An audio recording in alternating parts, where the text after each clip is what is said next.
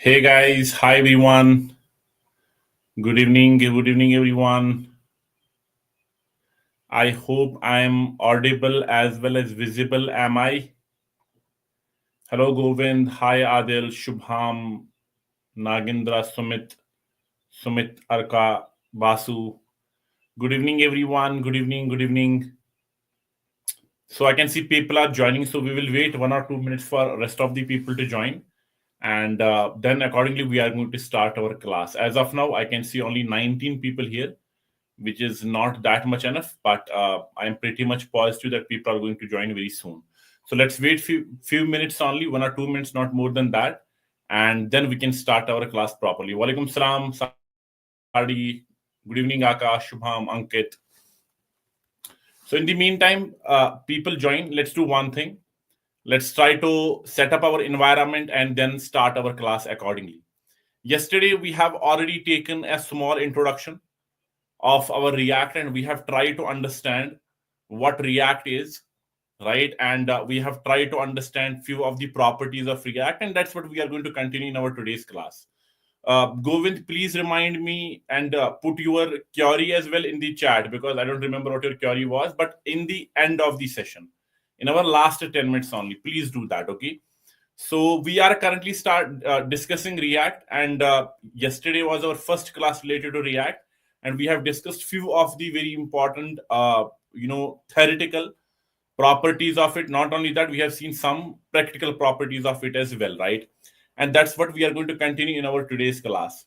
So let me put a message in the WhatsApp group so that students will join, and then we are going to start. So allow me only 1 minute, and then we will start. Okay.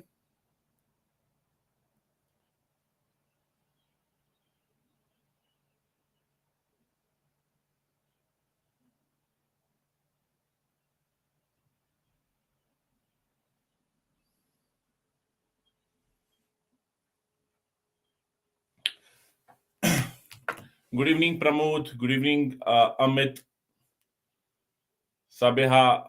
Good evening, Samita. Good evening, Bharat. Sir, I don't know I've asked you or not, but let's ask this question at the end of the class, where I can discuss these kind of questions. Okay. So as of now, we will discuss a topic, and in the last 10 minutes, I would love to answer these questions. So Bharat, please remind me and please put this question in the last 10 minutes only. Okay. Please do that. So, shall we start, guys? Shall we start our class? Give me a quick confirmation in the chat. Shall we start? Everyone must reply yes or no. And please make sure you like this video right now. Shall we start? Okay. Let's start our class. Let's do a quick revision of what we discussed in our previous class. We understood that when we talk about React is a very simple library with the help of which we can actually create user interfaces. That to single page application, we understood few of the properties, whether that is single page application, whether that is component based architecture, whether that is virtual DOM. We also understood reconciliation process. We also understood diffing algorithm as well, and we also understood how behind the scenes virtual DOM actually does the rendering, does the re-rendering, does the change. And after that, we actually created this small folder structure where we understood how flow inside this particular folder structure actually works. Then we also understood one of the very important properties of React called as one-way data binding. Like how in our React there's one-way data binding implemented, right? And finally, we understood one of the properties called as JSX. So we understood that when we talk about JSX, it's because of JSX what we can actually do. We can actually create and club our HTML and our JavaScript together and get a syntax with help of which we can actually create our user interfaces in our React. So this is what we discussed in our previous class. Today's class is going to be very important. Why? Because we are going to discuss few of the very important topics, the basic essential topics of our React. But unfortunately, I can see only 40 people here, even though our class has, our batch has, our WhatsApp has more than 350 students. So that's something that's not cool. That's something that we have to worry about, because there's no point of being in the WhatsApp group and if you do not join, right? So let me do one thing. Let me turn on the group permissions. Please, someone put some texts here and ask students to join as soon as they can. Only 2-3 messages, not more than that. Okay, let's start. We understood in our yesterday's class that when we talk about our web application, the flow is very simple. We have our index.js, which is connected with our root div, right? And then we call our app component inside our root with a render method. And whatever we do inside app.js, that's what will be visible in the output, right? And if I try to execute the program, we can clearly see as soon as I go here and as soon as I actually open up what is this called, as soon as I try to execute this particular project, we will see the output of this particular whole project. So let me write quickly npm start a script here. As soon as I do that, we would see in few minutes only, we will be able to see actually our output. Done. Perfectly fine. Now, what are we supposed to do? We are supposed to discuss something very important. Okay, very important. And this is related to interviews as well. Although this topic that I'm about to discuss, there's one very specific part which is very much asked in the interviews. Okay, which is very much asked. So let's try to understand that. When we talk about React, the flow is very clear that our web application is going to be divided into different components. And whenever I need to reuse the component, instead of creating the same UI again, I won't do that, but I will call the component there and it's going to work. Which means if you want your React web application to display something, it must be part of the whole structure, whole hierarchy. So if you see, I have created one component here called as about, right? Let me create one another component. Okay. So if I go inside this components folder, let me create one component called as contact.js, in which I want to create a functional component. So let me create a function with the name contact here, and let me simply pass and tell it to return what return. Let's suppose div. In this div, it's simply going to return a p tag, and that's going to simply say hello, welcome, right? Now you guys tell me, will this contact component be visible in the output automatically? Of course not. We have to actually import it and make it part of some hierarchy through which the connection can be created with app.js. And we have discussed this in our previous class as well. But does my app.js know that there is some component inside the folder structure which is contact? No, unless and until you export and import. Now, when we talk about export, there are two types of exports that can be done. Always remember, whenever you create any entity of JavaScript and you want to export it from this and import it somewhere else, the export can be done in two ways, as well as import can be done in two ways. And recently I sat in an interview. I have a 5 years of experience, and this question was asked to me: what do we mean by default? What exactly default does? What is the implications of it? So you need to understand this particular thing is very important. How many types are there? Two types. Number one type that we actually have is default type. Number two is called named export. Default export, named export. What we can do is this component can be exported as default. So I will simply say default contact. What does it mean? What does default actually mean? That's something that we need to understand. Whenever you export anything, export a component default, it means wherever you want to import it, you can import it with any name. And from a file, there can be only one export which can be default. Don't you think there is a possibility inside the same file I can have maybe another component? So maybe I will create function. The component name is adfer, like this, like this, like this. And what it is supposed to do, it's simply supposed to return a div. And over here, simply it's supposed to return some user interface, whatever that user interface is. But can I export from this file another default? No, that's number one rule. From a file, there can be only one export which can be defaultly exported. Am I clear? This first point.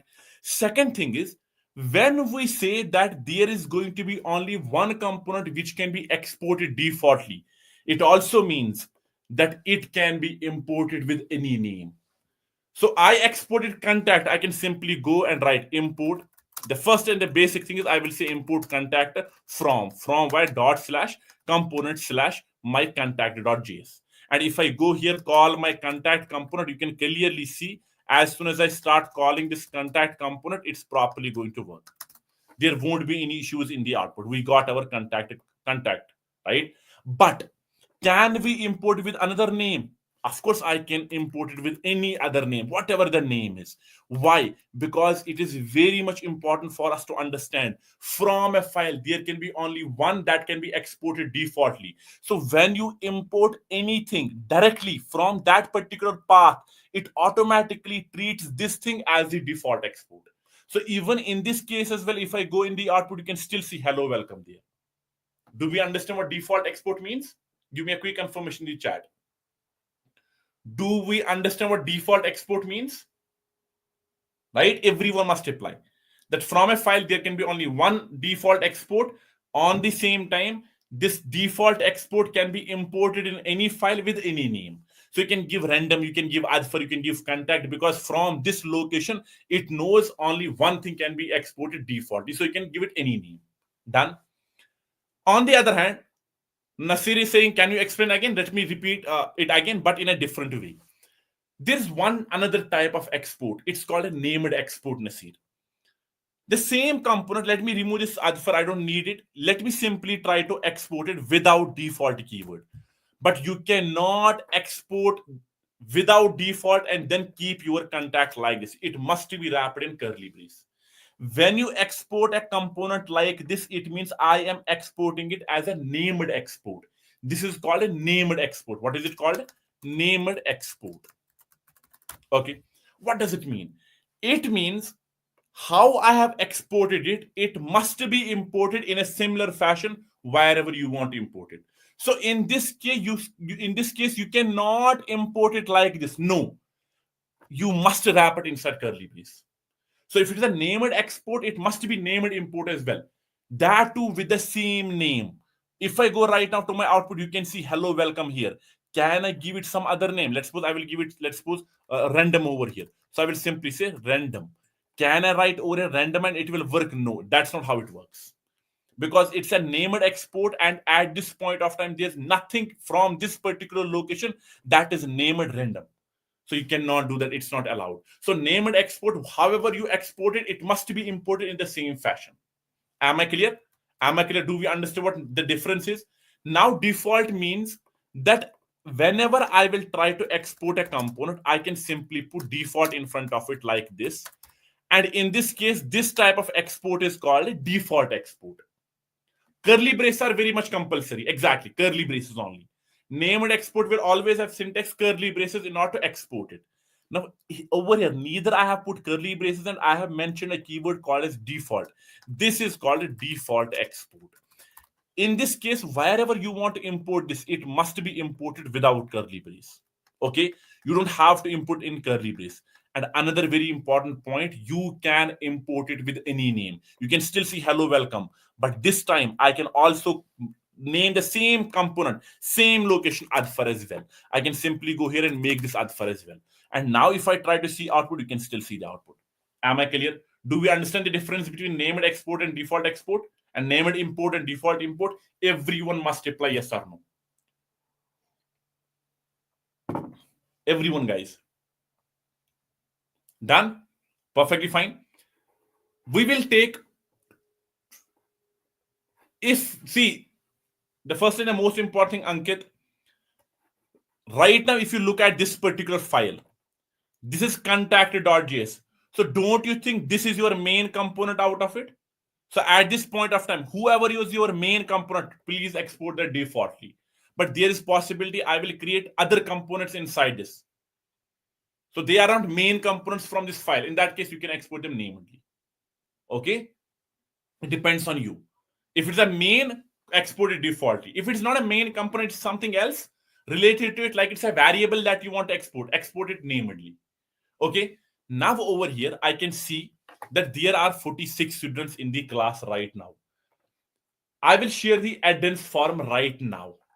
And these students who are right now present, they will be kept in the WhatsApp group, and we will try to remove rest of the students. Okay? We will try to remove rest of the students. So allow me a second. So let me try to share the attendance form link, and we will try our best to filter out the rest of the students. Okay. So please fill your attendance form right now. I won't share it at the end. Done. So this is the attendance form that you can find, because it's very important for us to understand, filter out students, because I want to give my energy to only those students who are very much serious. If you are not serious, then there's no point of being in the WhatsApp group or being in this batch. See, I today we actually created that particular interview session as well. Why are we planning that? For the senior serious students. Even in next 1 or 2 weeks, I am going to bring more educators as well, more people as well, right? So at that point of time, you need to understand this. It's very important that we give serious students that attention only. Ubaid says, but what is the purpose of importing components using random names? We never do that. We never import it with random names. That is just the property of it. Like default means you can import with any name. Sometimes we don't care about the nomenclature. Do you understand? Sometimes we don't care about the nomenclature. So what do? We simply export it defaultly. We don't do that. We always import it with the original name. I have never done in my life. I have never, even not even once, I have imported anything with any other name. It's simply nomenclature. Simply write JSX, props, and lists. The title of today's class. Okay. Now pay close attention here. Okay. You can submit the attendance form later on as well, but you got the link. I'm not going to share the link again. Okay. Pay close attention here now. We have understood that now we can create components. We can import them wherever we want. We can have different hierarchy as well. I will create one another component, and let's suppose this component is shop.html. Sorry, shop.js. And over here, I'm going to create the functional component. Now, see, there is an extension that I would like every one of you to install. The extension name is this. Please install this, because it's going to make your coding in React very easy. So install this particular extension that we have, ES7 React Redux. It's going to make your life very easy. Very easy. Okay. Please install this and give me the confirmation in the chat, sir. It's already installed or we have installed it. Install this extension in your VS Code. Now, whenever you create a new component, we know in order to create a component, I will simply write function, the name of that particular component like this, and then it's simply going to return some user interface. Now, there's a shortcut. If you have this extension, if you install this extension, you will simply write React RFCE, React Functional Component Export. And if I click enter, you can clearly see we got the boilerplate. So we already got the boilerplate. So instead of writing each and every single time same thing again and again, which will just waste our time, I will simply write RFCE and it will give me the simple boilerplate of functional component. It's simply an extension. It's a tool, nothing else. Okay. Now, in order to display the shop component in the output, guys, my question is it really necessary that I have to import it only here inside my app.js? Is it really necessary to display the shop component? Is it really necessary I will only import it in app.js, then only it will be visible? No, it's not. I can call it in contact as well, because contact is already called in app.js. I can call it in about as well. Let's suppose over here inside contact, I am calling my shop. So when I call my shop component, you can clearly see it's imported automatically as well, because I have used this extension that I was talking about. And if I right now go to my output, you can clearly see shop website visible. Now we have created a small hierarchy. Now it's time to understand one of the most important properties, of React, called as props. Remember in our yesterday class, we actually discussed one-way data binding. Right? What does one-way data binding mean? The data can be transferred between multiple components from top to bottom approach only. Let's try to understand how I can do that. As of now, if you see inside my app.js, I have not called my contact, although have I? I think I have, right? Maybe not. So contact is here. Why have I called it? Have I called my contact anywhere? Let me see if I have. I don't think so, right? So let me go here and let me call my, although yes, I have called it with Adfa, right? So let me change it, make it back contact here. make it by contact here. So at this point of time, can I say my folder structure is simply like this, that I have my app.js, and this app.js has two children. Number one is about, number two is contact, and then this contact has another children called as shop. Do you think this is my folder structure? Yes, this is what my folder structure is. Now I want to transfer a data point, maybe my name. So let me simply go inside this, and inside this particular file I will simply say let my f name, first name, is equals to what, adfar. And somehow my intention is that I want to access this f name inside contact. So how can I do that? There's one of the very important properties, which we discussed in our last class, called as one-way data binding. And how do we do one-way data binding? There's one technique which we use called as props. Okay. Whatever data you want to pass to that component, simply add that particular data as its attribute, as its argument. And how do we add it as an attribute or argument? By passing it in front of the opening tag in key value pairs. So over here, give it some name, whatever name you want. So I will simply say first name is equals to what, is equals to, and I am simply going to write it is actually equals to f name. So what have I done over here? The contact that I actually have, for this I have defined a key value property, which is first name is the key name and the value is the variable name. Remember in our JavaScript, if we actually define a function, let's suppose add, I will call my add like this 2, 3, 4, and these three are nothing but arguments. Simply understand, when you write key value pair, these are nothing but arguments to this function call. And whatever arguments, how many key value pairs you actually add to it, they are called actually props. So I have defined one prop which stands for property with respect to contact, which is called first name. Now also, if my function, when I call my function, it is add 2, 3, 4, don't you guys agree that when defining a function, it is very much evident I might have created add function where I have passed x, y, z like this? Yes or no? I have declared my parameters like this. That's why I am passing arguments like this. If there's no parameters like this, how can I actually call it with the arguments that I have? So this is very important. Similarly, all these arguments that I am passing over here in this case, whatever, as of now, it's only one key value pair. Later on, I will pass multiple key value pairs. All these key value pairs I am passing here, but they must be defined here. And they are defined in a React by using a specific keyword called as props. So we have props here. And whatever this props is, remember always, if anyone tells you what's a prop, the first answer should be props is an object. So if I go here, say console.log, tell me what my props are. Leave this aside as of now. Let me not even pass this. Let's keep it very simple. Right now, if I go to my web applications inspect tool, if I go to my console, do you see an object there, guys? An object which is empty as of now?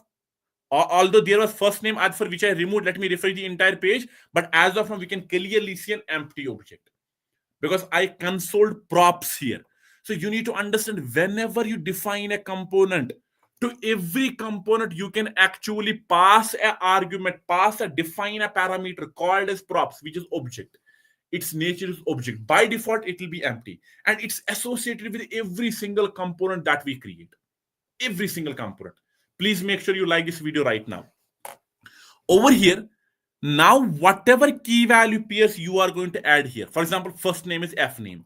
Maybe I will simply say create another variable, another key value pair, second name, and I can simply pass string to it, which is Rashid like this. And now if I go to my output, you can clearly see, because I have console props for that contact, don't we see two key value pairs? We can see first name Adfar and second name Rashid. So can we all conclude one point here, that whatever key value pairs we put in front of a function call, these key value pairs are added as key value pairs to the argument of the function definition called as props?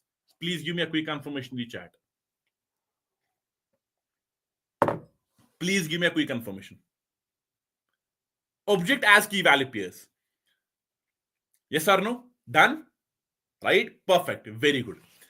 If we all agree with that, whatever key value pairs I add, maybe I will add age. Age is equals to, let's suppose I will simply say 24. Can I right now say that the props for this contact is nothing but they have three key value pairs with first name being this variable, second name being Rashid, age being 24? Of course, yes. And they, I know these key value pairs are added here, right? Now, can't, if they are added inside this props, which is a JavaScript object, can't I access them inside these H1s? Of course, yes. I can simply say my first name is. What is my first name? My first name is props. Props dot no, we cannot write anything. How we can destructure it, but we have to write props only, Govin. We can destructure it later on. I will show you that as well, but we have to write props only. So props dot, what is the first thing that we have? This particular key name. So I will simply go paste it like this. So I will simply write here what? First name. So there is something like this, props dot first name. Similarly, I will go write h1. Although let me simply say my second name is. What is my second name? Can I write something like this?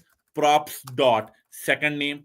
Can I do something like this, guys? Similarly, I can write again h1. My age is. What is my age? My age is props dot, what is this? Age. Can I do that? Of course I can. And right now, if I go to my web application, you can clearly see in the output, it says my first name is Adfar, my second name is Rashid, my age is 24. Which means now I have found a way of transferring data from one component to another component. Yes or no? Do we all agree with that?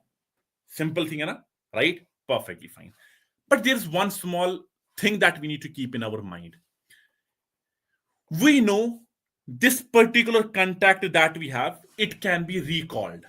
It can be reused over there. It's reusable in nature. Yes or no? Don't you think that? It's reusable? Of course. So if I simply go say contact here like this.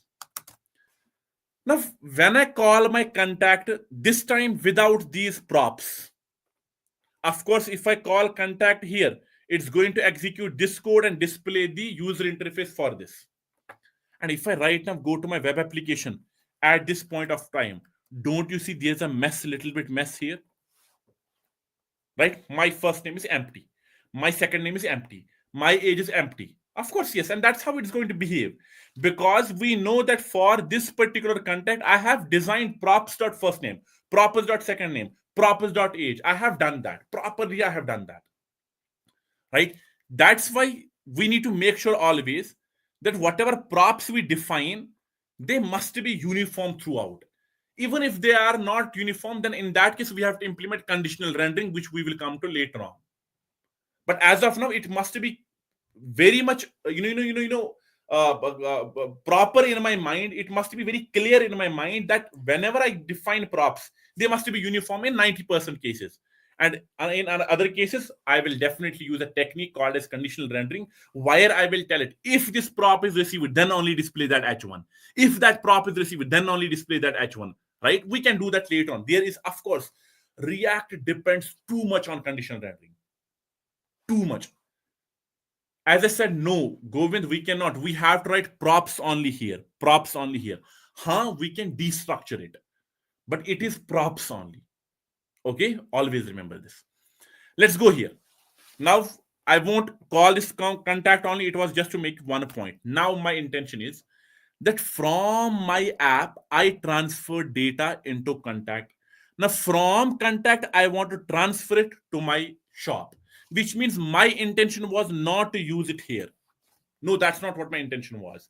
But my intention of using first name, second name, and age was actually here. And do we all agree? Can we all say that even the shop component has props associated with it? Yes or no? Yes or no? Does this shop component has props associated with it? Of course, yes, right? Very good. So every component has props associated with it. As of now, this object is empty, right? But I will simply go here and I want to transfer those props. What is the first prop? Let me name F name. And over here, what do you think I will write in front of this F name so that this value will be transferred? Quickly, what will I write in front of f name so that this value will be received? We know that contact receives this particular variable with help of a prop called its first name. So don't you think I will simply write props dot first name like this? Yes or no? Can we write? Of course I can. In a similar way, if I want to write, let's suppose second name, let me simply create one another key s name, and it's going to be equals to props dot second name. So second name. And similarly, I will go define age as what is going to be equals to props dot age. So what have I done? I know these variables are transferred from app.js. So contact receives them as props. So inside this whole scope, this function that I have, they are part of props. So f name is equal to props dot first name. S name is equal to props dot second name. Age is equal to props dot age. Now over here, instead of this, I'm simply going to paste my data like this. Now over here, will it be props dot first name or props dot f name? It will be f name because shop has f name, not first name. Over here, it will be props.s name, not second name, and it will be props.age. And if I right now go to my web application, you can clearly see the data. But what happened here? This small, very important concept that I had my data in app.js. Then there was a component called as contact. And then over there, we had component called as shop. This was what the scenario. This is what the scenario was, right? And my data was defined over here, and there's no way as of now, which we have discussed, with help of which we can transfer this data directly. There's no way. So what did we do? We created props here, transferred. We created props here, transferred, right? Which means over here at this place there is wastage. There's wastage. We created unnecessary props object. Now when we try to drill props from one component, then from another, maybe then another, this concept of props is called prop drilling. What is it called? Prop drilling. I will come to that, Akash. This concept is called prop drilling. That if you pass same props, one component to another, then using same props again to another, using same props to another, this concept inside my React is called prop drilling, and this is asked at least 6 times out of 10 in the interviews. Prop drilling is an interview question, so please note it down that this is an interview question. What is prop drilling? Transferring same props from one component to another, to another, to another, resulting in wastage. Don't you think in this scenario, the scenario that we had over here, according to the structure that we created, there was no usage of my first name, last name, and age inside this contact? Do you think we had any usage here? Of course not. We did not have any usage. So we simply drilled our props into shop. This concept is called prop drilling. No, we cannot directly using props concept, we cannot directly transfer this from app to shop. We cannot do that. Hello, Sanskar. Hi. We cannot do that. Props do not allow that. Props must be in props. There is one disadvantage, one drawback, and that's called a prop drilling. So if anyone asks you, hey, what's the drawback of props? Simply answer with prop drilling. There's wastage in between the components we have. In between the components, they do not require our props, and yet they receive the props access. So for that, what we do actually do is we drill the props through it. Am I clear? Now there is a concept of destructuring. Do we guys know what destructuring is? Everyone. I know we have discussed inside our JavaScript what destructuring is. But quickly, is there anyone in the class who does not know what destructuring is?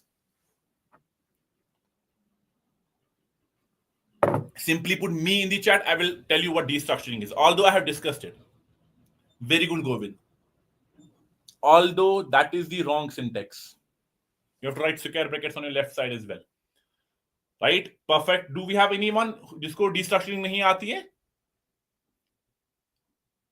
Me? So I think there are few students जिनको destructuring नहीं आती है. So let's quickly. It will take 2 minutes only.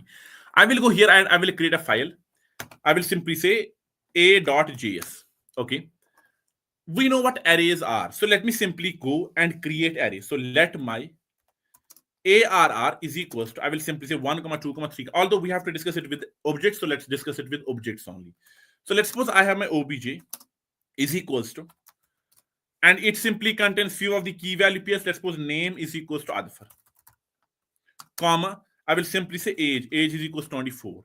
comma, I will simply say salary. My salary, let's suppose, is equals to 4,000. Okay. And these are the keys that I have. Now, the application that I am creating, the web application that I am working on, where I am using this data structure that I have, let's suppose from this object I am using name multiple times at 20, 30 places. So I am using it in my profile, in my image, in cart, everywhere. I am using it everywhere, let's suppose, which means wherever I need to use this name key of this obj, every single place I have to write it as obj.name. If I need it again, I will write again obj.name. Yes or no? Right? Every single place, wherever I need, I will write obj.name, obj.name, obj.name, which means I am repeating same thing. Why would I do that? That's where destructuring comes into picture. In this situation, instead of writing obj.name everywhere, I will simply tell it let my name. Now this name is, I'm simply saying let curly brace name is equals to obj. What does that mean? That means I am simply telling it the name key inside obj, destructure it, and put it inside name variable. Now wherever I need to use this name alpha, I will simply write now name instead of writing obj.name. And if I try to execute, we can clearly see alpha. In a similar way, I can destructure name comma age. So now instead of writing obj.name, obj.age every single place, I have simply destructured my age in age variable, name in name variable. Now wherever I want to use this age, now instead of writing obj.age, I will simply say age. And in this case, if I try to execute it, you can clearly see 24. Am I clear with destructuring? Similarly, you can do the same destructuring with arrays as well. But since we are discussing right now objects, so that's why I just took an example of objects. Now, someone said, sir, I don't know. Am I clear with the destructuring part? I hope. If we are clear with destructuring part, don't we guys agree that props is also an object? Props is also an object. With the example that we took, we can clearly understand over here the props that are being transferred to the contact over there are three key names. First name is equals to something, comma, second name is equals to something, and then comma age. And if you see over here inside this particular contact, wherever I have to use this prop, I am writing props dot first name, props dot second name, props dot age, which means I am writing everywhere props dot, props dot, props dot. In 95% of cases, you will not write props dot. But I know this is a props is an object, so I will simply destructure it. With what? With all those key names that I have. So first name, comma, second name, comma, age. Now, instead of writing props everywhere, now I have destructured them in the curly brace. Now, everywhere, instead of using props dot age, props dot second name, props dot last name, I have simply used destructured them. Am I clear? Am I clear, guys? Everyone? Can we pass them as arguments? What do we mean by that? So, is this clear that we can destructure our props like this? Is this clear? Right? Why have I destructured? Always remember that whenever we destructure objects, we wrap them inside curly brace. This is curly brace means object destructuring. That's why if you go here, I am destructuring them into objects. In object destructuring. If we understood this, I have a small question. Okay, I have a small question. I don't know what I have done here. Sorry. I have divided my screen into multiple parts. I don't want to do that. I want to keep it like this, like this, like this. I want to divide it like this. Perfect. See, now if you look at this case, I have shop. And with respect to shop, you can clearly see I also have some of the variables. So these are the variables that I'm passing as props to shop. Now, even over here, I am writing props dot first name, props dot s name, props dot age. Tell me how will I destructure it here? Can we pass objects in props like if that's what my next topic is. Akash. That's where I'm going. As of now, we are just pass string. We will pass array as well. We will pass array of objects as well. We will pass every type of data. Don't worry about it. Even we can pass functions as well. Okay, that's what I'm going to talk about after few minutes. So tell me what will be the destructuring of props here in this case. Why will I write let? because they are already placed here. So I will simply remove these props like this. What? F name, comma, my S name, comma, age. And now wherever I need, I have props, I will remove this prop. So props dot first name, props dot second name, props dot age. I hope this makes sense. Okay, done. So destruction is clear. Now the interview question out of this. Number one interview question that might be asked from this props is prop drilling. What is the drawback of props? Remember that. Okay. Now, second interview question, let me talk about that. So I will create a simple component. Let's suppose, first of all, let me delete this a.js. I don't need it. Let me create a component called as blog.js. It simply has functional component like this. It's a div. Now I want to call it. Guys, I want to call it inside my app.js. We know until now, whenever I have called my component, I will always call my component like this. Yes or no? Like I will start it, I will close it immediately. That's how I will call my components. But that's not the only way of calling the components as a self-closing tag. I can call my component as a complete tag as well, which means it will have opening tag, it will have closing tag. Even in this case as well, like when I am calling it like this, you can clearly see in the output there's blog component visible. On the same time, I am simply going to go over here, call it like this as a complete tag. Even if I call it as a complete tag, it's still going to work. There is blog. We will talk about that either later on. There's a proper class related to it. But why am I calling my blog like this as a complete tag? What is the necessity of it? Like, what will be the situation when I will call this component as a complete tag, as a complete element instead of self-closing tag? The agenda will always be when we will want to put some content as a children. Like, for example, I will simply say h2 blog, right? Maybe over here I will say this is a blog. Then I will simply go maybe say something else, right? But the point is, at this point of time, can we say this h2 and this p tag, they are nothing but children's to blog component? Can we say that? Can we say that? That this h2 and p, they are nothing but actually children's of blog?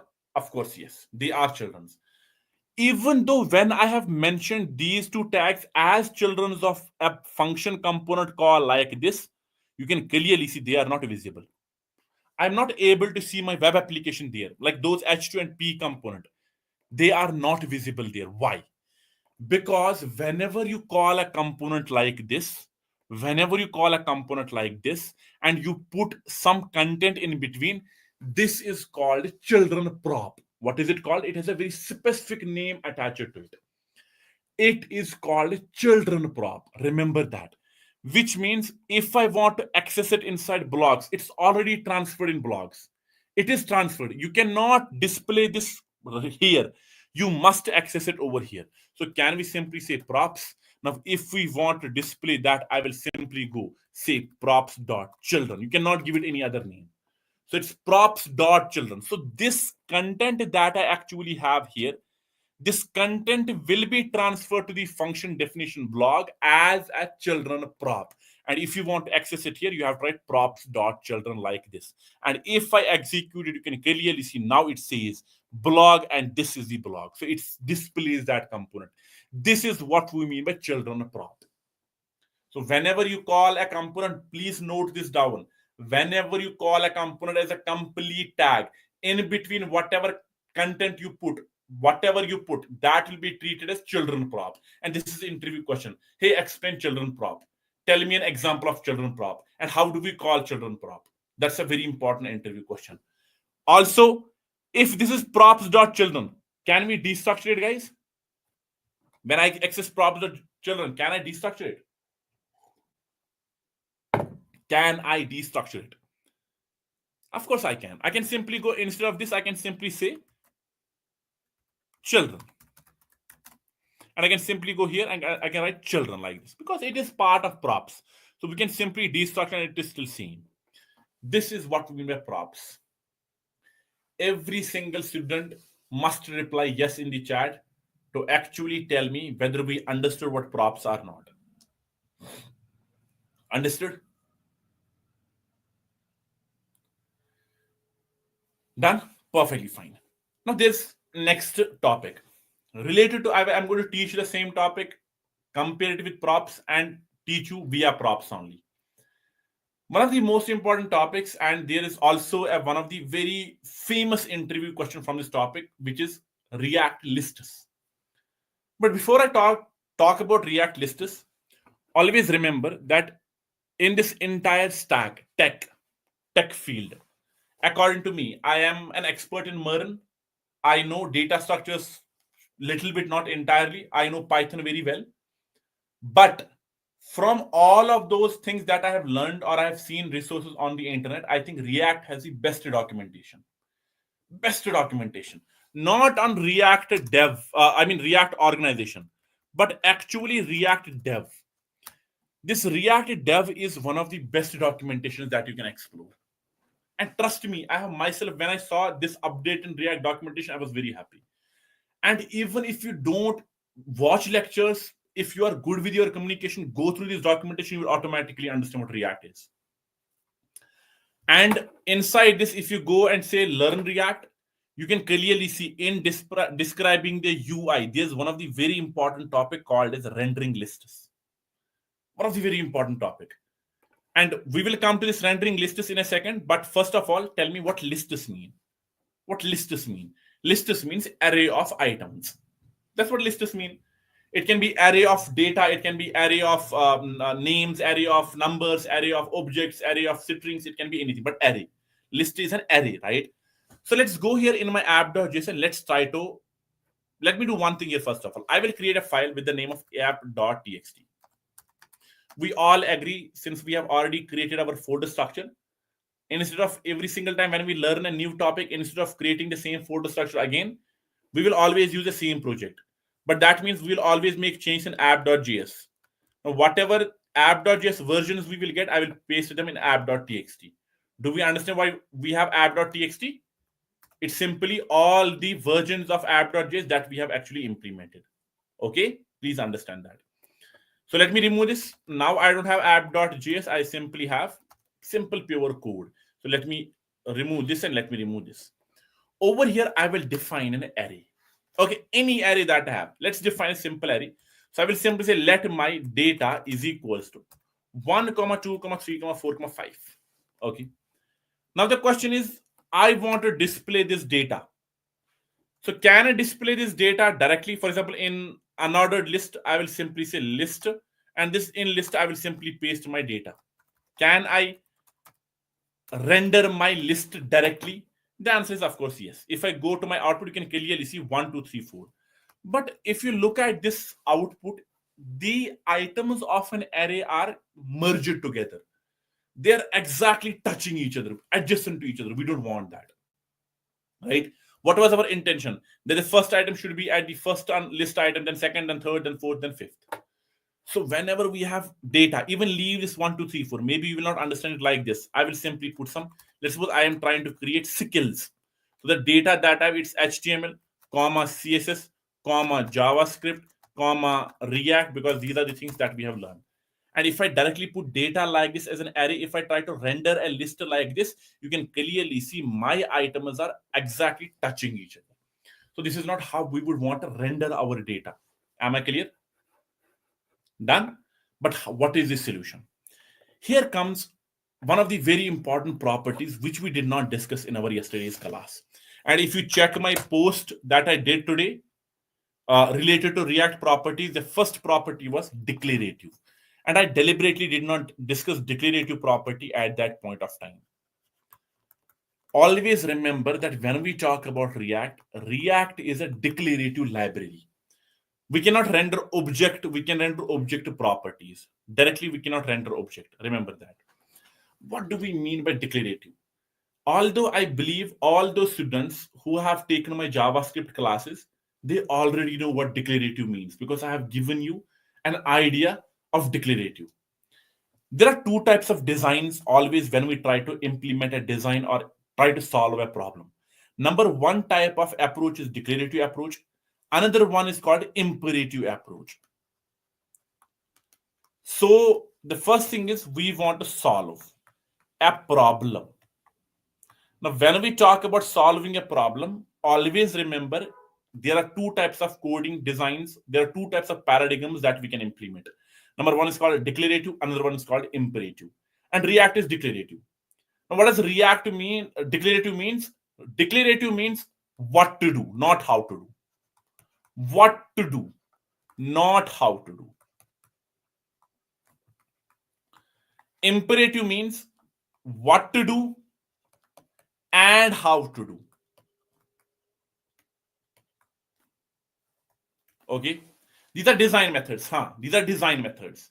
Like to solve a problem, what are the different paradigms? What are different approaches? What are different designs that we can do? Now, what do we mean by declarative and imperative? Let me give a simple example. The same example I think I have taken on JavaScript as well. Let's suppose I want to paint this wall that I have behind me. This is the problem. Please try to understand, all the new students. I have this wall, and my task that I'm trying to do is I want to paint this. Now, in order to paint this, I tried two different approaches. Number one is I get my younger brother. Okay, this is the first approach. Now, when I get my younger brother, he does not know anything about paint. He does not know anything about brushes. He does not know anything about whatever my task is. So over here, if my younger brother has to do this task is necessary. Task has to be done. Don't you think I have to be here myself, or I have to get a painter? That will tell my younger brother each and every step. Okay, now mix this much water. Take this brush. Take this millimeter brush. Take this centimeter brush. Now rub it like this. So in order to complete this task by my younger brother, who has absolutely no idea about painting, we have to elaborate each and every instruction myself. Yes or no? Right? Each and every instruction, which means I am over here not telling him just what to do, but also how to do. So what to do is done, and also how to do. Now, when you implement this design, it's called imperative design. On the other hand, to complete the same task, paint this wall, I will get a professional painter. Now, I will simply tell this professional painter, hey, I want you to paint this wall like this. Do you think I will tell him or her instructions? No. I will simply tell them what the task is. So I will simply tell them what to do, not how to do. Now, when you implement this design to solve a problem, this is called declarative. And React is declarative. Now, sir, we understood declarative from the real life example. Give me a coding example. Yes or no? Give me a coding example. Let's suppose I have a problem. So I have let my ARR is equals to array 1, 4, 2, 9, 7, 5, 6. This is my array. Now I want you guys to sort it. Now, in order to sort this, there are two approaches. One is called imperative. Another one is called declarative. No, JavaScript is not declarative always. It can be imperative as well. I will talk about that in a second. When we talk about imperative, we mean that we can use any sorting algorithm. Maybe we can implement linear sort, merge sort, heap sort, binary sort, right? All those sorts. But declarative says that on this array, simply use sort method. Now over here, do you worry about how it does that? Guys, do you think over here you worry about how it does that, how it happens behind the scene? No. You simply tell it, okay, this is what you need to do. What to do. What to do. Citric JS is something different. I will talk about that. It's very, very simple, Citric JS. So over here, I am simply talking about what to do. Now, when we talk about such approaches, this is called declarative. And that's what React is. React is a declarative, which means you simply tell it, hey, this is what I want you to do. That's it. It's going to do it. Not the imperative. When we talk about JavaScript, the approach in web design, we make it declarative. But that does not mean JavaScript will always be declarative. It can be imperative as well, because we can write our proper code over there as well. But if we talk about React, over here, we will never use data structure and algorithms. React is declarative always. I hope you have understood the difference between imperative and declarative. Have we, guys? Have we, guys? Similarly, over here, if you see the list item that I have, my intention was to create, map this data properly. So what I will do is I will simply say add 0 item. Control C, Control V, Control V, Control V, Control V. Then I will simply go say, let me close this. I will simply go here and say at 1. Then I will simply say 2. Then I will simply say 3, right? And if I try to go in the output, you can clearly see we have got our result. But think about an array that is 100 items, or an array of which you don't know what its indexes are, what its length is. You don't know. Maybe you are fetching an API, from that you got 1000 items, 900 items, 2000 items. So you're not sure about the indexes at that point of time. So this approach is absolutely not valid. So in this case, what we are supposed to do, we are supposed to map this data in a way so that we can actually understand how to map this data properly. And that's what we mean by rendering lists. In most of the cases, what we actually do is we use map method, because map is a declarative method. Map is a JavaScript prototype method. So what does map do? Guys, do we know what map function does? Everyone? Is there anyone who knows what map is, or is there anyone who does not know what map is? Quickly tell me. Do we know map? I think we know map, right? Right? Most of the students know what map function does on an array. It returns a new array. Very good. By making sure whatever the function that we have, it implements on each and every item of an array. Okay, perfect. I think most of the students already know. If you do not know, please make sure you watch the previous videos of JavaScript. Please do that, because if you are here trying to learn React and you are enjoying this course, you are enjoying the content that I'm giving you, and yet there is some confusion in some topics, it means your JavaScript is a little bit weak. And trust me, I have uploaded the best content possible on JavaScript. So go and at least watch arrays, functions. These two classes are very important in my React and asynchronous JavaScript. These three are very important with respect to our React. Very important. Every single time we will use functions. In most of the cases, we will deal with arrays and we will use asynchronous. Because there are life cycle methods that we have to discuss. Okay. So please make sure, and we have effects. We have to perform, fetch an API. So try to learn all of those things. Now over here, I know I have this particular array in front of me. As of now, it's a simple array, and I am repeating the same task. This is not what I'm going to do. But I will tell it, the data variable that I have on this, please implement a map. Now, when I implement map, let me simply, we already know there's an argument is map receives. What is that argument, guys? What is the argument that we pass to map function?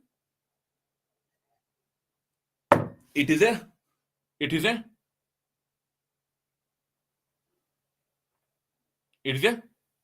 callback function, right? Map receive is a function as an argument. So let me simply pass a callback like this. Okay. And now over here, I also know internally this callback function receives more two arguments. Number one is item, number two is index. At this point of time, I simply wanted to print this item and index. Can we do that? Can we say console.log item comma index? Let's see, item comma index. And let me go in the output. If I go here and if I try to go to inspect, go to console, we can clearly see as of now, as soon as I go to console, we can clearly see here that my item is nothing but HTML, index 0. Similarly, it loops. Map is a loop. Map function is a loop, which means on this data variable, I am implementing map, which means map function will simply execute this callback function on each and every single items one by one. So when first time loop will be executed, whatever this callback function does, it will be implemented on H1. Second loop will be executed. Whatever this callback function does, it will be implemented on CSS. That's why in first integration, item becomes HTML and its index becomes index. So this is HTML 0, CSS 1, JavaScript 2, React 3. I hope that makes sense.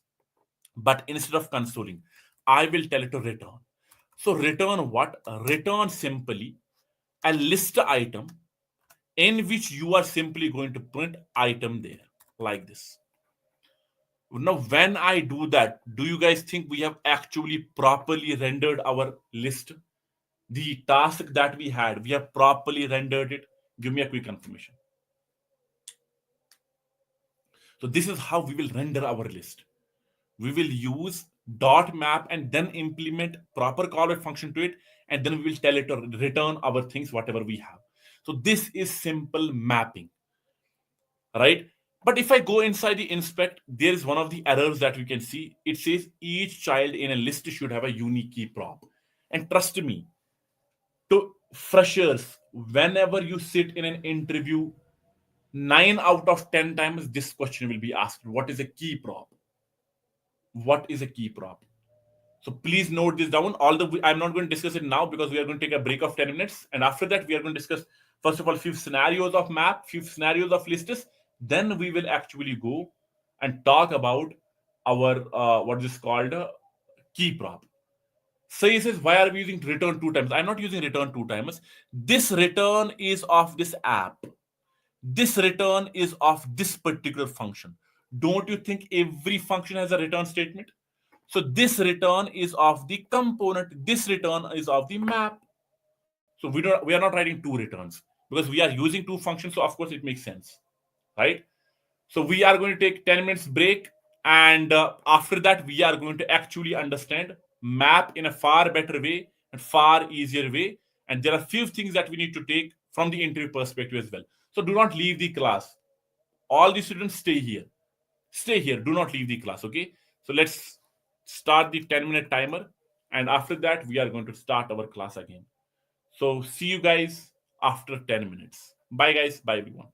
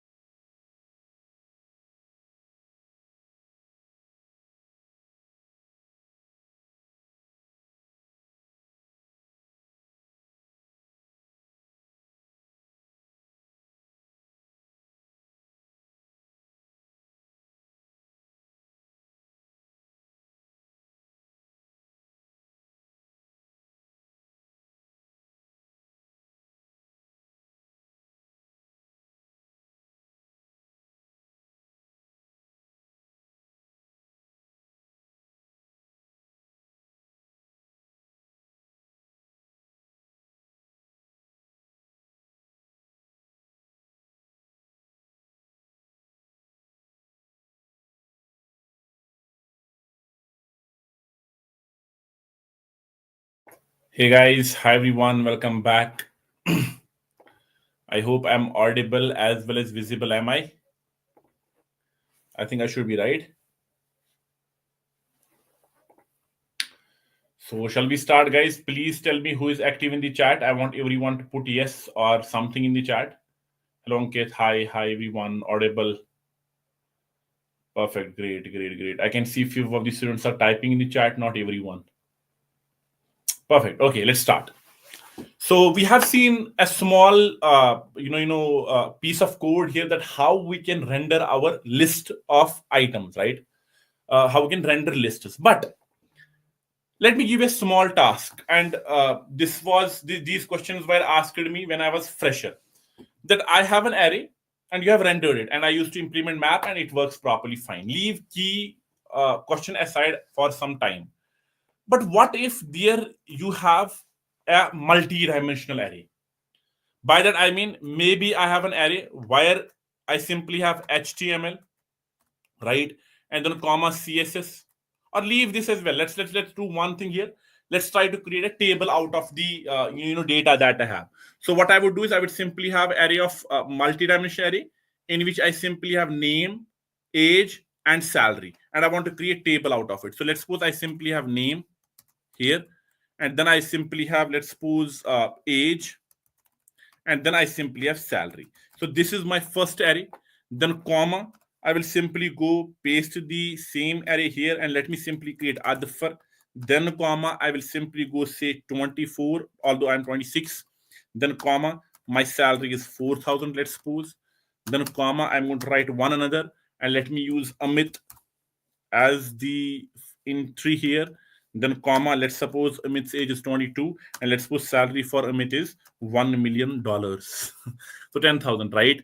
And then I simply have one last here, and let's suppose I will again write not Amit but Amitabh, and salary is 100 rupees. Done. So this is what my data is. It's a multi-dimensional array. And in this case, how are we going to actually map this data in the output? Right? Sadi is saying you are 26. Yes, I am only 26. In February, I'm going to, inshallah, I'm going to be 27. It in yes, in real life it will be an object, and after this I'm going to convert the same thing into an object. Yes, Thakur, I'm going to convert this into an object. Yes. So how am I going to display it? Leave, I don't want to put it in table. I want to display each and every item one by one. As of now, if you go in the output, we can clearly see there's name, age, salary. Adfar 26, 4,000, Amit 22, 10,000, Amitabh 2,200. So at this point of time, what's actually happening here, you can clearly understand. In this data, I am in this whole outer array, I am implementing a map. And one by one, it is placing these items as these indexes, this particular array as an item. So in the first loop, this whole array at the index 0 becomes an item, and it puts directly all array as an item. Similarly, over this whole becomes an item and it puts directly there. This whole becomes an array, it puts directly as an item, and this whole becomes there and it puts it directly there. That's why we can clearly see why we have in the first list item name, age, salary together clubbed, then Adfar 26, 400, Amit 22, whatever the data is. But the items are directly clubbed together. So what is the answer to this? How can I make sure all of them are separately rendered in the output? What can I do over here? Any guesses? Very good, Vishwajit. We are going to implement nested map, because I know the item itself actually is an array. If item itself is an array, can we also use map on it? Of course, because map is an array method. If you see, when we implement map on this particular data, the item becomes, in every single instance, it becomes an array. And if item is an array, it automatically means what we can do is we can implement map on it.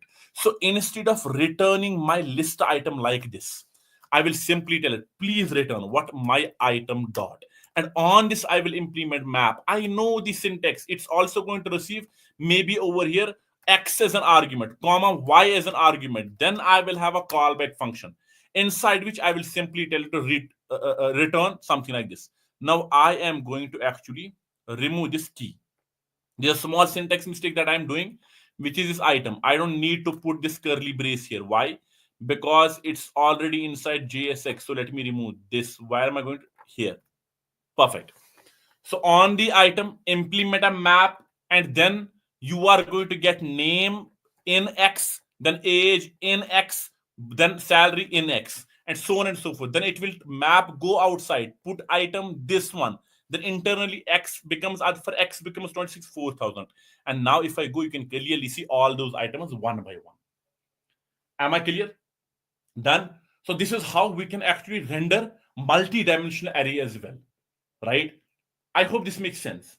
That if I have a multi-dimensional array, the solution is always that how we are going to render the list items. See, why list items are very much important. Why it has too much importance inside our JavaScript or inside our web development. Because when we deal with MongoDB database inside MERN, when we try to send the request to the endpoint to the API, over there we will receive array of objects. So this is how we are going to receive the data. Let me try to control A, control X this. So I'm going to paste it inside my app.txt so that you can have the code later on. Over here, I'm simply going to say RFCE. And in this case, I will simply go create my data. This is how we get in most of the cases our data from the APIs as well, which is array of objects. So let me simply say where my data is equals to. It will be array and then it will be an object. Then it will be ID1, John, this something like this, and then I will have more object like this. And inside this, I will simply have ID is equals to 2, then comma, my name is going to be equals to Adfar like this, and then finally I'm going to simply have my age, and which is going to be equals to 26. Similarly, I will have more data as well. Okay, now the agenda is very simple. Now the agenda is that we want to create table out of it. HTML tables we already know, right? So the task is that over here, what we will have is we will simply have a simple data structure. And what is that, Sarji? That first of all, I will have simply, let's suppose the first data is, let me even keep it like this. Name is the first item, and then comma, I will have age, or is this age? No, it's ID actually. ID, then comma, its age, comma, sorry, it's name. Name, comma, its age. Can we create a object like this? My simple question. Can we create an object like this? ID, name, age. Can we create? Technically, we should be able to. Technically, we should be able to. Why? Because whenever your key name and value name is same, you can write only key. But over here, it's not working. Why is that? Over here, it's not working. It's not working. Why is that? We should. Of course, there's a proper syntax that we have inside objects. Over here, it's not working probably because it's part of an array. And over it requires some data that we have. It requires it, right? So instead of making it as an object, what I will do is I will try to make it as an array. Then let implement comma. Now there's some issue that we have. What is the issue? What is the issue?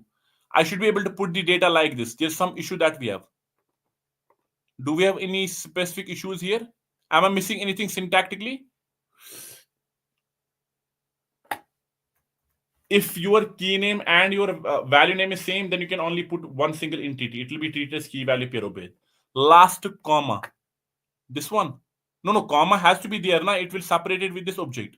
No, this comma. No, it won't affect. So why am I not able to have this? If I remove this, it properly works. But of course, we should be able to have something data like this. What if I will simply put a string and then put a comma? It works. Why can't we put array there? This is something new. No, we should be able to put, no, it's not similar data. It's a dynamic type of data. So JavaScript is dynamic type. We can put strings, objects, arrays in the same type of data, in the same data structure. So there's nothing wrong with that. Somehow array is not working. So why is that? There should be some logic behind it. No, it works now. Okay, the reason was, yes, double quotes. Very good, Akash. My mistake. This ID has to be double quotes. It's a string. Name has to be double quotes. I'm so dumb. So it has to be double quotes. Of course it works. No, it works. We have to use double quotes. Very good, Peer Faizan and Vishwajit. Very good. It has to be double quotes. This is a string. Now I want to create table out of it. Now there's a small, spice that I have added here. You will say, sir, it's very easy. Why? Because, sir, over here you will create table, and then inside table you will simply tell it on my data implement map. But when we implement map, we can. It's an array. Of course, sir, we can. Right? We can. On the same time, it will receive a callback function in which I will have item comma index. Yes, sir. Then I will simply go tell it to return some data. But the point is that when we talk about item, at one instance, this item in the first loop is going to be an array. In second instance, it's going to be an what is called object. In third instance, object. Fourth instance, object. Right? You can simply tell it, okay, do one thing, do simply return my tr table row, and in each table row simply put item dot id. It is valid. I will put item dot id inside tr, then td, then th, whatever I will do. But id, we don't have it for the first item inside my array. So you cannot implement map directly on it. So what are we going to do? I am not going to implement it like this, but this is what I'm going to do. I will create my tr directly. Done. Directly, I will create my tr. In this tr, I will create my th, and I will tell it, please go over here and implement my data, which is at index 0. Over there, please give its index 0. Yes or no? Similarly, Control C, Control V, Control V. Over here, I will simply say 1 and I will simply say 2. And if I check the output, we can clearly see we got our table, top head of our table. Done. Perfectly fine. Wonderful. After that, I have to create again another TRs, more TRs. But this time, you will say again, sorry, another TR you will create. You will say data at 1 index 0 dot id, something like that. You can do that. But it's a lengthy process. Just putting indexes for first row is a very easy process. But over here, now the data items are repeating itself. So tell me, how can I make sure that now over here I will implement a map in a way so that it can implement map only to these items, or it can implement map to the items that are starting from index 1? Quickly tell me. Quickly. Quickly. Do you understand the problem? The problem is now I have to tell it to implement a map based on a range. Based on a range. It should start map from here to here only, and then create TRs that many.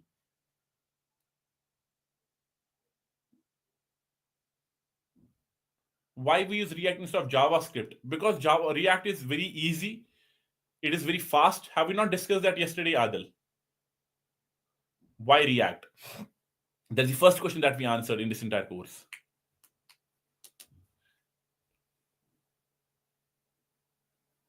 Use ID for iteration? No. No. If index is equal to 0, no. That's not how it will work. Very good, Vishwajit. I will use slice. Very good. I will use a method on my data, this variable, so that somehow whatever that method is, it's going to return me an array of these items only. Once I create an array of these 3 items only, then I will be able to implement map. Simple. I will implement slice or any other method that you can think of that returns an array of those items. So over here, I will simply tell it, on my data, please slice from index 1. Now I know 1, if I pass only one argument to it, it will start at index 1 and return all the items that are up till end. So 1 means return these 3 items in an array. Yes or no? Yes or no? If I try to console this, you will see these 3 items in an array. Do you all agree with that? Data dot slice at index 1. So at index 1, it will include this, it will include this, it will include this. Even if there are 100 items, it's going to include that as well. Because if when you pass only one argument, this is treated as start index. And then up till end, whatever elements I have, include all of them and return me that array. Slice method is used to create slices of already created array, subarrays of already created array. On that, please implement map. Right? Directly implement map on it. And now over here, I will receive item comma index like this. And over here, I will now tell it to return. What is it going to return? My tr. And inside this tr, I will tell it to implement td with item.id, then td item.name, then td item.age. And now if I go to my output, don't you see your array is properly mapped? That's why you have to think a little bit. You have to think. The knowledge of JavaScript is very important here. So what I did is I implemented slice of it. It actually returned me array of these three items only. And then I simply implemented map on it, and it gave me the data that I was looking for. It mapped properly on TRs that we actually have. Huh? Slice does not affect the original array, Akash. Splice effect is the original array. Slice method does not even touch your original array.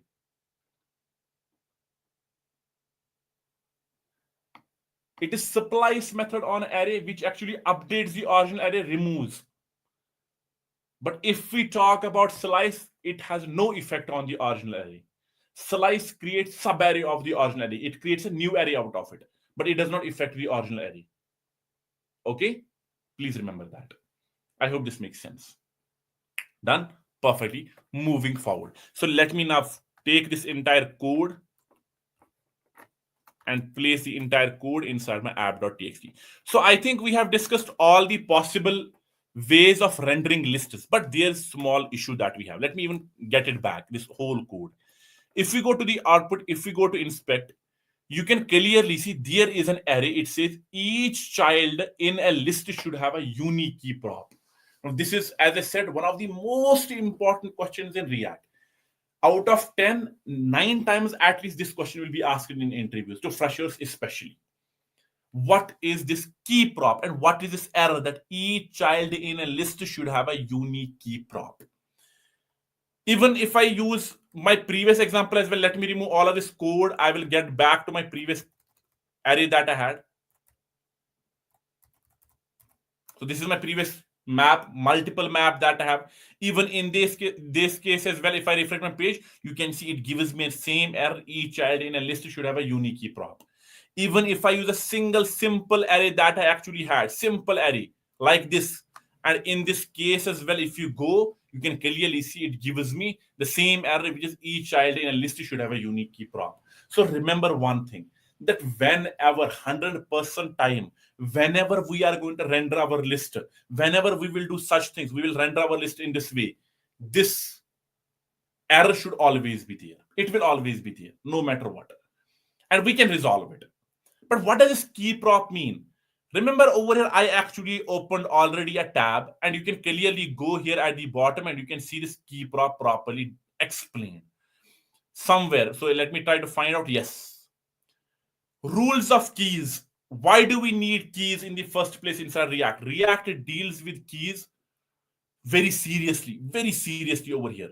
And remember one very important point. Over it, if you go through this documentation, you will love it, because it have a lot of pitfalls to it, like why do we need these, why does React need these, so on and so forth. See, this is what happens.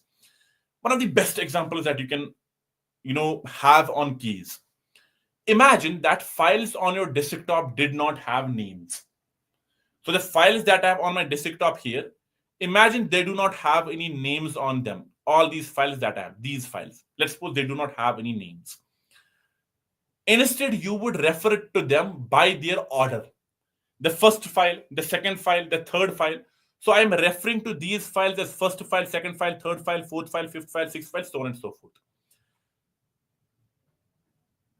You could get used to it. And once you name them, you refer them that this is the first file, second file. Maybe after 10 days, 20 days, you will get very much used to it. But suddenly, once you delete a file, in one of them, you actually deleted one of the file. Now, what will happen? It will rearrange the order. And for you, it will be very much confusing. The second file would become first file, the third file would become second file, so on and so forth. And that too, it depends on which file you have deleted. That's what exactly names are there for my file names.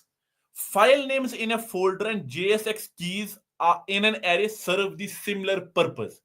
They let us uniquely identify an element between its siblings. A well chosen key provides more information than the position within the array.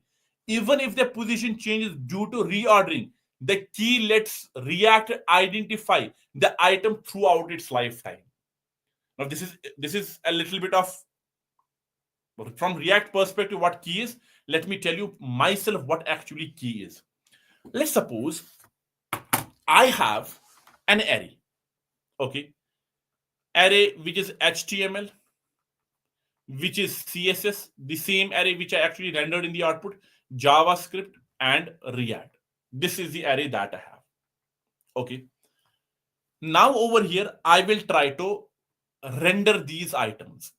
So I have rendered these items in the output. So over here, of course, my output will look like something like this: HTML1, CSS, JavaScript, and React. Right. After that, I performed some operation, and inside this particular array, there is a manipulation. Maybe I have sorted this array. Maybe I have reordered this array. Maybe I have deleted an item this array, or maybe I have added an item. Which means there is a manipulation that's happening inside this particular array. At that point of time, React actually gets a little bit confused.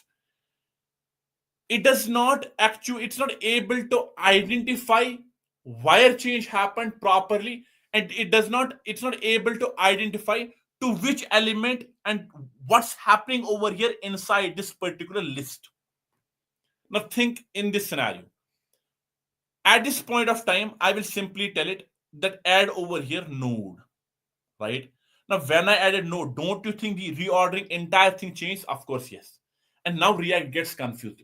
How will I re-render it? How will I display the change? Although it will display, but internally it has the confusion that it has. But on the other hand, let's suppose I will simply tell it the key of this is 1, key of this is 2, key of this is 3, key of this is 4. Now in this manner, it does not matter what reordering you do, because don't you know that there is always a key attached to it which is going to identify them uniquely. So it lets React know that this is the item and this is its ID, so that this is its key, so that it can uniquely identify it. So even if later on node comes up here, it will give it a new ID, maybe 5 over here, right? So don't you think that this lets React know to uniquely identify an element, so that if those changes happen, React would not get confused? Am I clear what keys are? Am I clear what keys are? Am I clear? Am I clear? Everyone must reply. Very good. Now tell me one thing. All those people who already know what keys are, in most of the cases, they think that inside my array, each and every item has index attached to it, right? Keys must be always there. So they are tempted to use a prop on this list item. So whatever your map returns, so over here it returns list item. Over here you have to add a key, and that key must be unique in its nature. Now if you tell me that every single time this loop is rendered, for the first item index is 0, for the second item index is 1, for the third item index is 2, for the fourth item index is 3. So we have attached that is something unique. And now if I go to my web applications output, you can clearly see now if I refresh my page, there's no longer this error. Why? Because I have provided unique identity. So HTML has a unique identity which is 0 associated with it. So React will actually identify this element via a key called as 0. So React will identify this via a key called as 1. But you tell me in this case, should we use it? Should we use indexes as an, you know what this is called? As key? The answer is not in all cases. Even that's what is written here as well. You might be tempted to use items index as an array as its key. That's what React will use if you don't specify a key.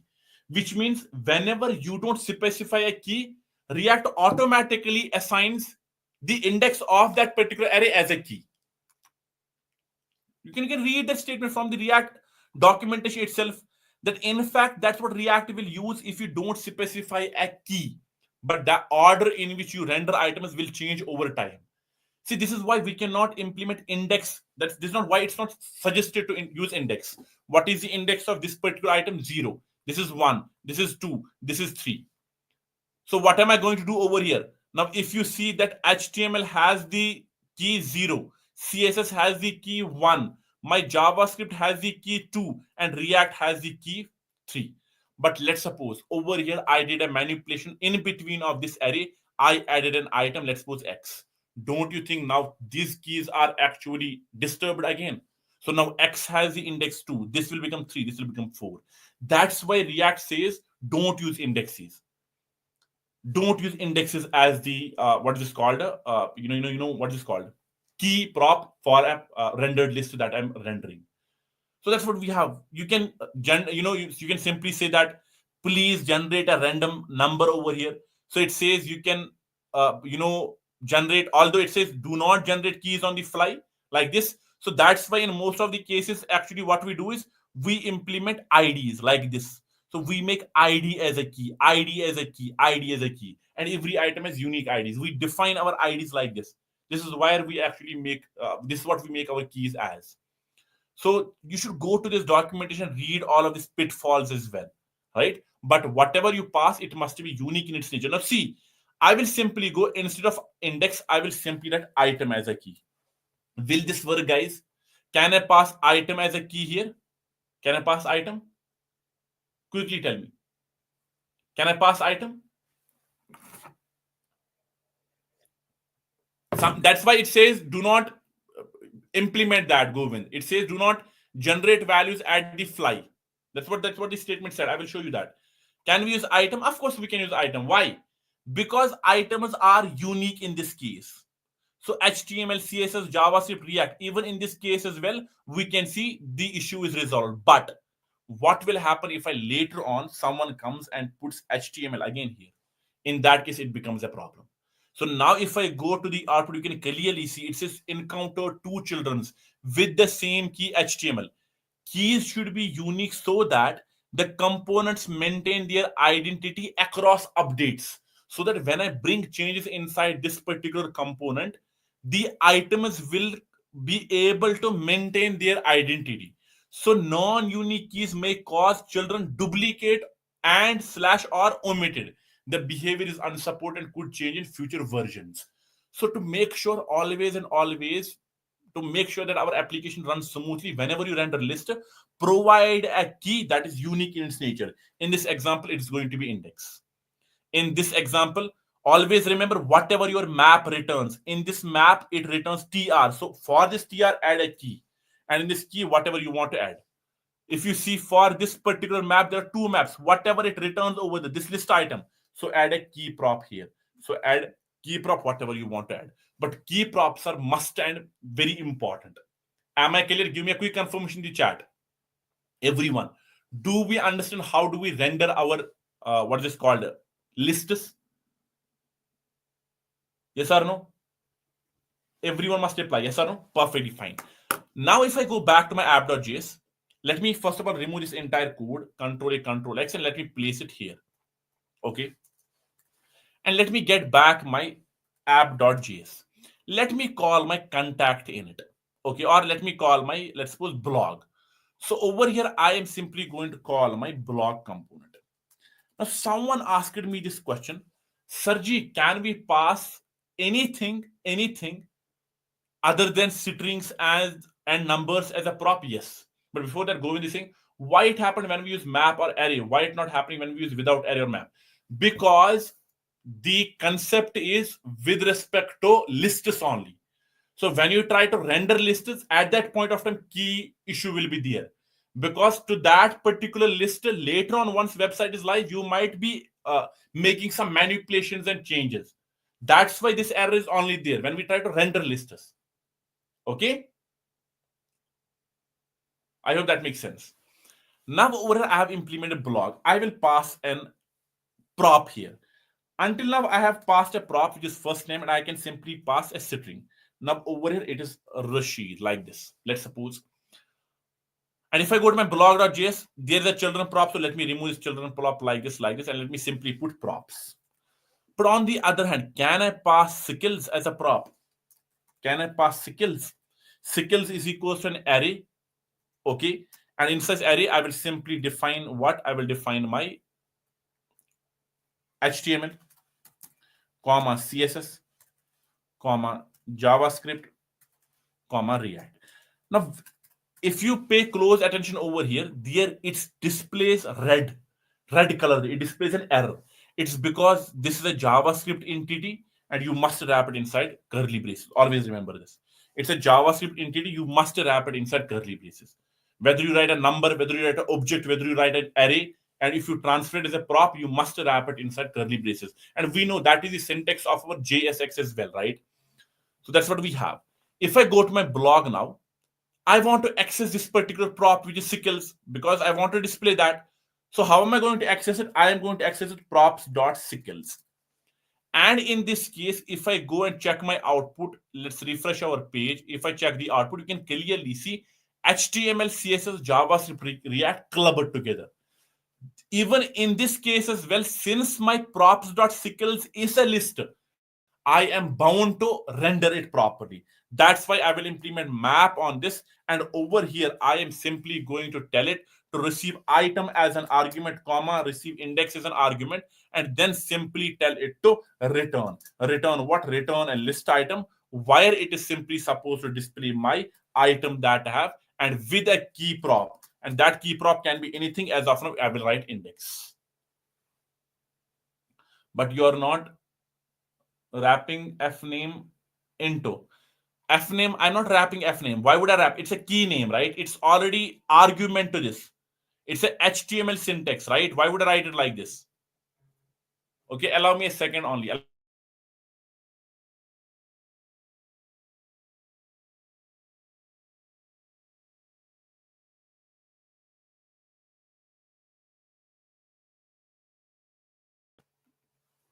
Okay, so that's what we have. You won't wrap this inside curly braces.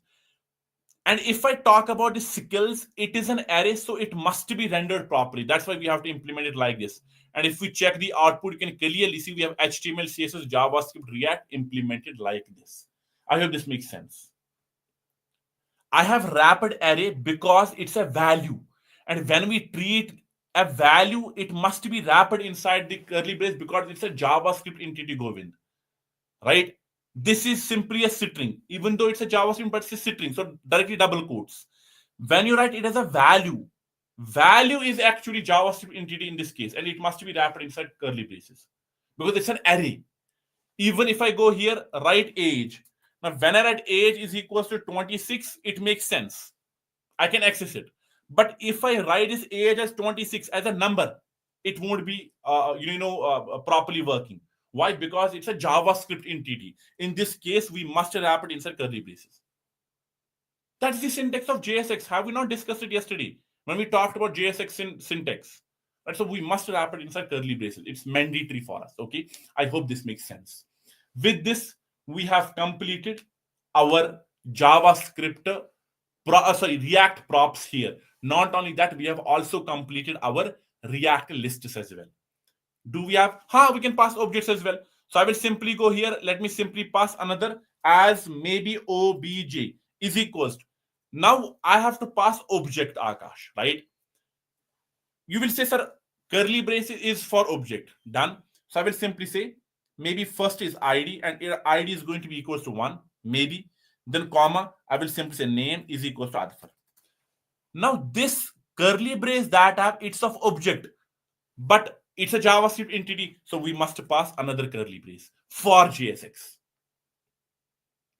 Am I clear? So internally, this is my object, and then this is to treat it as JavaScript entity. So that's how you can pass it. And of course, you can access it over here as well. So I will simply go and tell it to access props.obj.id. And if I go in the output here, you can clearly see it displays 1. I hope it makes sense, Akash. Done? Perfect. Do we have any other questions, guys? Do we have any other questions? Now, thereby some queries. As of now, we have completed the agenda of today's class. We have completed props, we have completed lists, and we have completed our JSX as well. Right? One another very important point. Inside our HTML, there are some types of components. By components, I mean elements, like HR, right? HR component. We have break component. We have IMG component, right? IMG element. We have input tag here, right? Input tag. Now, between all of these tags, there's one thing that's common. What's that? They are all self-closing tags, right? If you see HR is a self-closing tag, BR is a self-closing tag, image is a self-closing tag. Now, in JSX, it is very mandatory to actually close our self-closing tag with a slash. If you remove the slash, it will display an error. If you remove the slash, it will display an error. In HTML, it's allowed. But in JSX, this is not allowed. You must wrap, you must close your self-closing tags. If you go inside the terminal, you can clearly see the error that we actually have over here is that something related to self-closing thing. You can read the error. It's giving me too many errors here. But if I go to my output, you can see that what the error is, that it must be closing. It's unterminated JSX content. So if it is a self-closing tag, it must be closed with a slash. Remember that. That is JSX rule. Sir, you know that in JavaScript, we use functions and pass attributes. Very good. Arguments. Over the we call them arguments. While taking the argument as parameter, we can use any name, how it happened in React. Only we have to write props in because does not happen. Because in React, props have a special meaning. Like props have some special meaning associated with it. That's why we have to write props only. Okay? It's a library, it's a declarative thing. It's already created. You don't care about how it is there. You care about what it is. That's it. Props return objects, but props does not return object. Props is not a function. Only functions return things. Props is an object. Props is an object. Okay, but we are passing objects, then it will return this only, not wrap in objects. Correct? Please rephrase that. I'm not able to understand what you mean by that. So I think keys does not come into props. Object, am I right? No, it does not come. It's a specific prop that we pass over here. You can see it's a attribute, right? That's the exact way how we pass prop here as well, right? That's why we call it as a key prop. Am I clear? Key comes into React. Key is a part of rendering lists. Okay. Akash, please rephrase your question. Any other questions, guys? Do we have any other questions?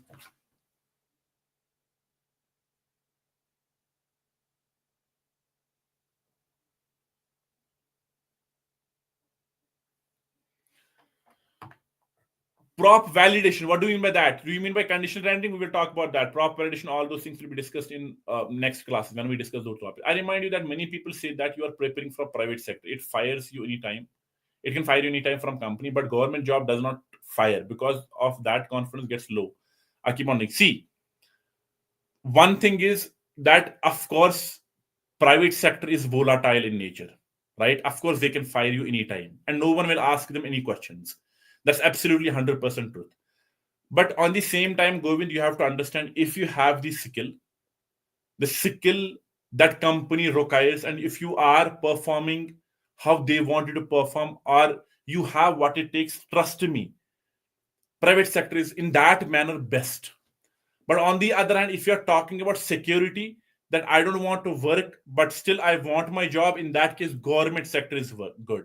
Even I come from a background where government jobs are given preference very much. So I understand that point, right? But on the same time, it's up to you that how much hard work you do, how much skill you own. If you own skill at top level, trust me, even if company fires you, you will still be able to make money, because it's actually about money and it's actually about skill. So if you have skill, you can create opportunities on your own. But security wise, government jobs are better. Why? Because they won't fire you. They need very extreme reasons to fire you. But private job doesn't work like that. But if you have skill, it will work for you. If we pass object, then props should receive like this. Akash, see, As of now, you can clearly see inside my app.js. Sorry, let me go here.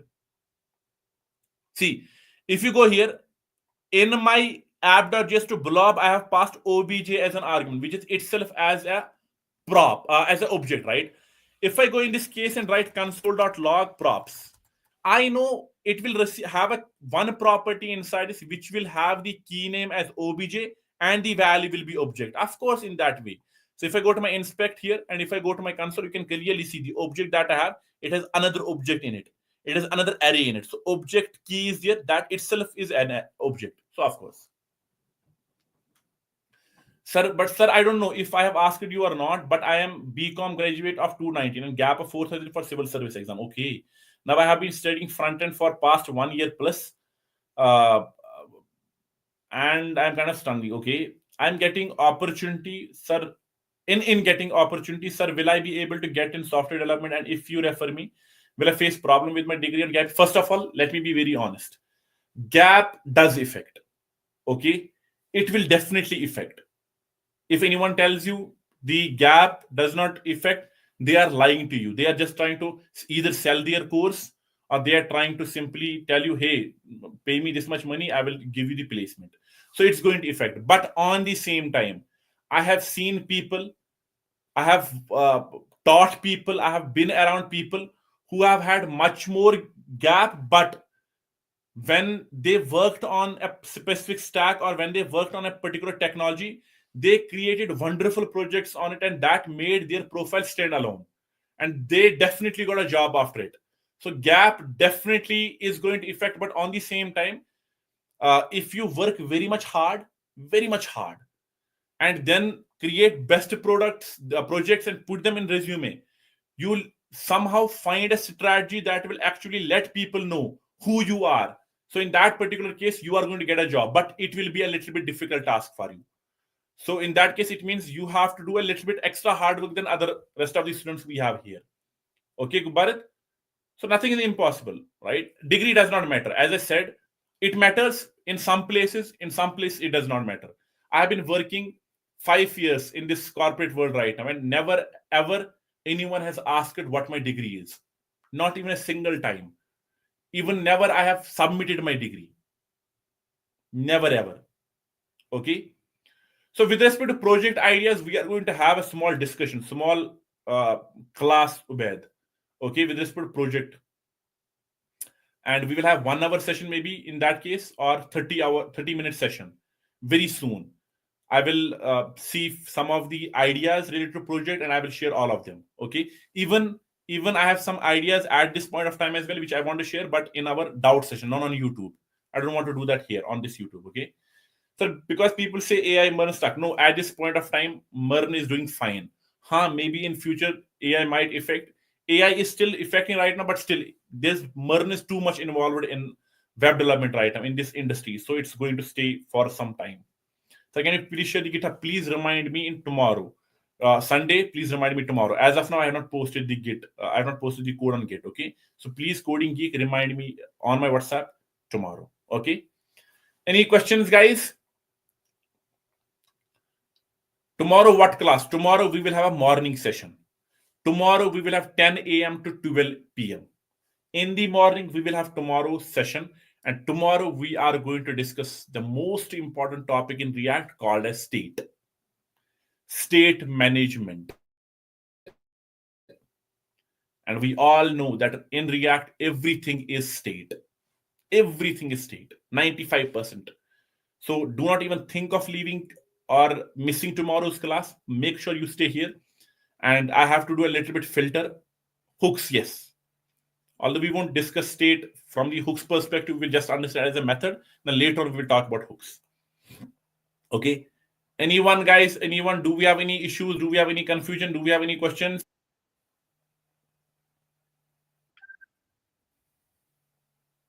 Anyone? So thank you so much, guys, for joining today's session. I hope you have enjoyed the session. I will try to push the code to the repository if anyone reminds me tomorrow, and then I will share the GitHub link as well. Thank you so much, guys. Please make sure you share this video, you comment on it, and you like this right now, and subscribe if you have not already. Right? I need your support. If you think that I am giving you good content and the agenda behind this entire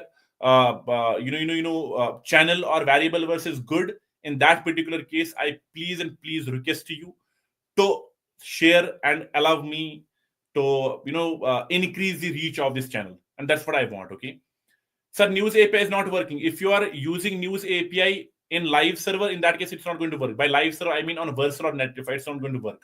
On the other hand, if you are using it on local system, it allows only 100 requests a day. So I think you might have already completed those. So it cannot allow you more than that. Only 100 requests, that's it. Okay.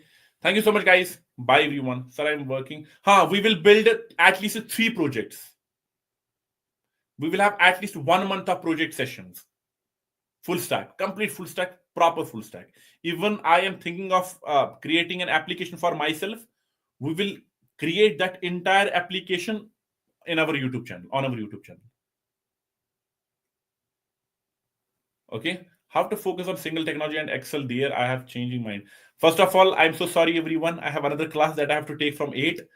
Okay, so I won't be staying here. But all these questions, please ask them in tomorrow's question. Tomorrow we can extend our class with half an hour, and I will love to answer all of these questions. Okay. So thank you so much, guys. I have already shared address link in the first half session. I won't share it again, unfortunately. That's what our today's statement is going to be. So thank you, guys. Bye, everyone. Good night, and see you in the next class. Bye. Thank you so much. Bye.